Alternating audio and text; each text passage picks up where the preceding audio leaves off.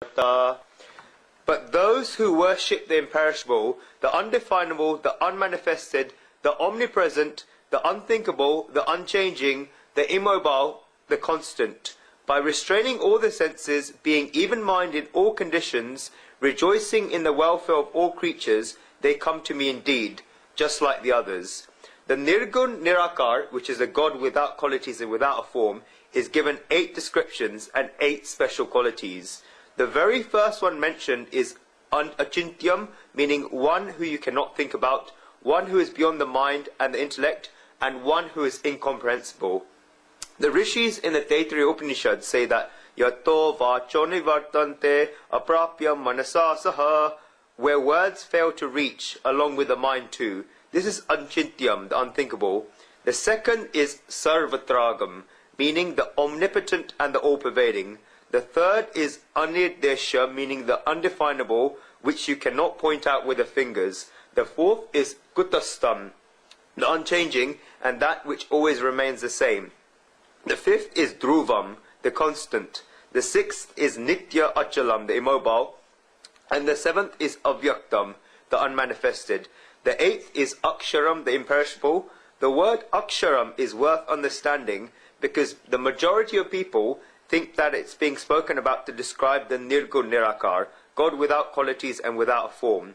But devotees of both the Sagun Sakar, God with form and qualities, have pulled the meaning also into Aksharam, the imperishable. They say that even in this, there is a meaning of the Sagun Sakar, God with form and qualities. There is no need to believe that Aksharam, the imperishable, is only in relation to the Nirgun Nirakar, God without qualities and without a form. We should try to understand this in 2 ways. First of all, what does Akshar mean? The definition of Akshar is that which can never be destroyed. Nasharati iti Aksharam. The second meaning of Aksharam is something which is different from that which is destructible. Sharam binam Aksharam.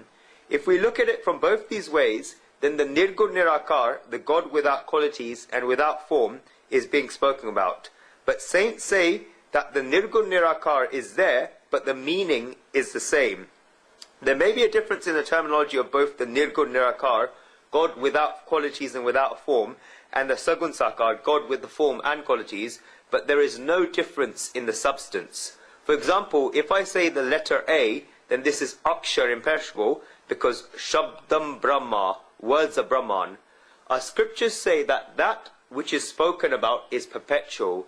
They can never be destroyed. Whatever words we say are recorded in the atmosphere, and it is preserved in the atmosphere, and there has been research on this. I have read it in science periodicals and journals. What does a microphone do? It brings whatever I say to your ears, but it takes them to your ears, but it takes them through a medium. I am saying something and it reaches your ears. Between these two, some time goes for the sound to reach your ears. This is because it has to travel some distance. And if it has to travel a distance, then some time will be taken. It therefore keeps the sound for some time and then helps the sound reach you. Then if we go a little further than this, now it's very nice that there is telecommunications, but 10 to 15 years ago, when we had long distance calls with our relatives in America or London, or America or in India, when they would call us, when they speak, then we would have to give a little time to listen, and when we speak, they have to give a little time to listen. It feels as if the sound is coming after a little while. And when our relatives from America begin speaking, they only understand that what we're saying is reaching them. A gap or fraction of a second comes between these two things. This means that 1 second ago, that sound was spoken, and the sound was heard after 1 second. There is no wire in the middle, and this means that a second ago, a person sitting in New York in America said something on the telephone, and after 2 seconds, the person sitting in London heard it. Where did this sound go for 1 second? This means that the system that was there in London held that sound that was said in America for a second and reproduced it. The research that scientists did on this, on the principle of sound and phonetics, shows that we have such instruments that can hold sound that was said a second ago, and if you make these instruments more and more sharper and begin to go in more and more detail, then perhaps you'll be able to hold sounds that were made 2 minutes ago. This is the level to which these people have reached. They can even hold sounds that were made 2 hours ago. This is because the sounds lead to vibrations and waves being created, and these vibrations and waves remain in the air and do not get destroyed. If you can hold sounds that were made 2 hours ago, then this is possible that you can hold sounds that were made 2 days ago, sounds that were made 5 days ago, sounds that were made 5 weeks ago, sounds that were made 5 months ago, sounds that were made 5 years ago, and also sounds that were made 5,000 years ago. And I am waiting for that machine that can hold sounds made 5,000 years ago, because then it will be possible that you and I will be able to hear the Bhagavad Gita in Shri Krishna's words and in Shri Krishna's sounds. Exactly what Shri Krishna must have said. This is possible. Science is making movements in this direction. It's possible. What I mean to say is that words are imperishable, and when do they become imperishable? It is when they are spoken. That which is spoken is imperishable. This is where these laws are different. Spirituality is different and laws are different. Laws believe that that which is written is final and not that which is spoken. This is because people want to know what is in black and white. But spiritually, that which is written is dead. Plato says that letters are dead.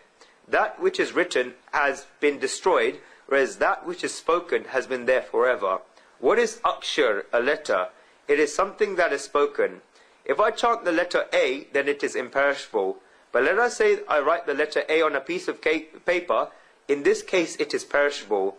And that is why our scriptures are never written. Many people ask the question that there were scriptures written in China and Egypt, but we never had scriptures. This is because we never had a need for scriptures. Our scriptures were never written. Our scriptures are called Shruti, that which is heard. This is because we believe that that which is spoken is Sanatana, imperishable. That which is written is not Sanatana, imperishable. When we write something down, then we destroy its value. When a discourse of the Gita is given, then you think that that which you are today, you'll never be able to get the chance to hear again. Or if you hear a discourse on the 12th chapter of the Gita in the future, then what you hear in the future will be different from what you hear now. People always tell me that I say different things one day from what I said the previous day. They tell me it's very philosophical. I told them that if I'm explaining the 12th chapter of the Gita to the same crowd for the 3rd or 4th time, then I have to go a little deeper. Sounds are imperishable. But if this same discourse is written in a book, then we may be reading in bed while swinging our feet. Of course, it's necessary in order to study it, and there's no denying we need to study it. Letters are dead. But during this course, we have to be well behaved, and we have to go and sit there. Spoken words are imperishable. This is the meaning of akshara, imperishable. When the letter A is put in front of kshara, then the whole word shara, akshara, means imperishable. But how many different methods are there to write the letter A? The letter A is written differently in Gujarati, Hindi, Urdu and English. There are different ways in which to write the letter A. Even in Greek it is called alpha. The same sound is made for a, but it is written in different ways. That is why the akar, the form is different, but the nirakar, the formless, is one. Spoken letters are imperishable. Forms can remain different. In the same way, the substance and experience of God, that is Sanatana, imperishable, is one. But is expressed in different idols, and idols are nothing but forms. They are written. Gujarati made one idol, Hindi made a second idol, Sanskrit made a third idol, English made a fourth idol. All of these different ones were made, but the substance of God inside all of them is one, and this is the imperishable sound. The experience that is there when you are sitting in front of the idol is imperishable. This is akshara, imperishable. This is what the Supreme Soul is like. Ye tvaksharam, imperishable. But the saints of the Sagun Sakar, the God with a form and qualities, have said that when people say aksharam, imperishable, then it's all fine, but we see the Lord even in this. How? When we have the definition of aksharam, the imperishable, then we have it split into a and sharam. Sharam means that which is destructible, and aksharam is that which is indestructible. Worshippers of the Sagun Sakar, God with a form and quality, say that we break up the word aksharam in a different way, and that by staying within and obeying the rules of Sanskrit grammar. How? The word aksharam can also be separated as follows: aksha and ram. Devotees have given a beautiful definition. They say Aksha means the eyes and Ram means beautiful. Therefore Aksharam means that which looks beautiful to the eyes. The Lord is so beautiful, and the form of the Lord is so beautiful, that when we go and sit in front of Him, then we never feel like moving our eyes away from Him. That is how beautiful the Lord looks to us. That is our definition of Aksharam. And both these definitions of Aksharam are correct. What the worshippers of the Sagun Sakar, God with a form and qualities, say is correct, and what the worshippers of the Nirgun Nirakar, God without qualities and without a form, say is also correct. The Rishis of the Britannic Upanishad say that Devavo Brahmano Rupe Murtan Cheva Murtan Amrutam Cha. There are two forms of Brahman, one which is manifest and one that is not manifested. The manifested form of Brahman is the Sagun Sakar, God with form and qualities, and the unmanifested form of Brahman is Nirgun Nirakar, God without qualities and without form.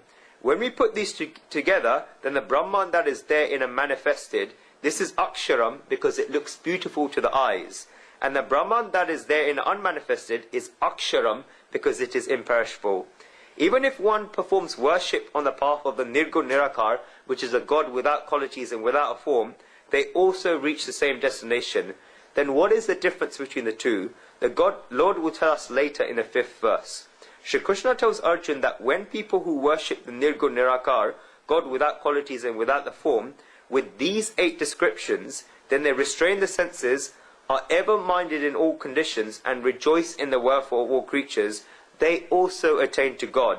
The phrase Sarvatra Samabodhaya is used, and this means even-minded in all conditions and at all times. Sarvatra Sarvasmin Kale, and also the cognition of the sameness, where whether good things happen to them or bad things happen to them, or whether they get what they like or they get what they do not like. Regardless of all of this, the intellect does not get disturbed.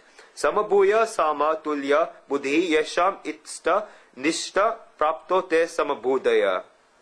Shri Krishna tells Arjuna that such people also attain to him. Only considering God to be Sagun Sakar, God with form of qualities, or only considering God to be Nirgun Nirakar, God without qualities and without form, both of these extremities are by fanatics. In reality, the Lord is all-powerful, and because the Supreme Soul is all-powerful, the Lord is both Sagun Sakar, God with a form and qualities, and Nirgun Nirakar, God without qualities and without a form. This is simply because God is omnipotent.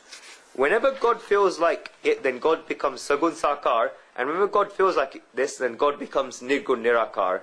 The majority of arguments in the world are between these two. Some people say that God is only with a form and qualities, and some people say that God is only without qualities and without form. Both of these are fanatics. God is both, and the Gita speaks about both of them. In the 6th verse of the 4th chapter of the Gita, Shri Krishna said, Ajopi sanava atma bhutanami ishvo pisan prakrutim swama dishyascha sambhadatma mahayaya. Though I am unborn and myself is imperishable, though I am the Lord of all creatures, yet establishing myself in my own nature, I come into empiric being through my power, my maya.